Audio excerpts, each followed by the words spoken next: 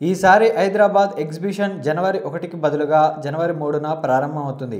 మాజీ ప్రధాని డాక్టర్ మన్మోహన్ సింగ్ మృతి కారణంగా కేంద్ర ప్రభుత్వం 7 రోజుల జాతీయ సంతాప దినం ప్రకటించడంతో ఈ మార్పు అనివార్యమైంది.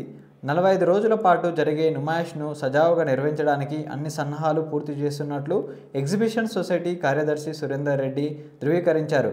ఎగ్జిబిషన్ సందర్భంగా దేశవ్యాప్తంగా ఉన్న వ్యాపారులు తమ వస్తువులను ప్రదర్శిస్తారు. కాగా ఎగ్జిబిషన్ సందర్భంగా సందర్శకుల భద్రతా దృష్ట్యా ఎగ్జిబిషన్ సొసైటీ సీసీటీవీ నిఘా, భద్రతా సిబ్బంది, ఆన్-సైట్ పోలీస్ స్టేషన్, అగ్నిమాపక భద్రతా ప్రోటోకాలు వంటి సమగ్ర రక్షణ చర్యలను అమలు చేస్తుంది. హైదరాబాద్ ఎగ్జిబిషన్ మొదట్లో కేవలం 50 స్టాళ్లతో ప్రారంభమై నేడు దేశంలోని అతిపెద్ద పారిశ్రామిక ప్రదర్శనలలో ఒకటిగా మారింది.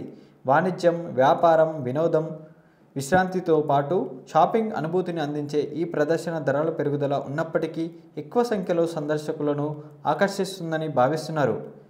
ఇప్పటికే వ్యాపారులు వారి వస్తువులను తీసుకొచ్చుకొని సిద్ధంగా ఉన్నారు.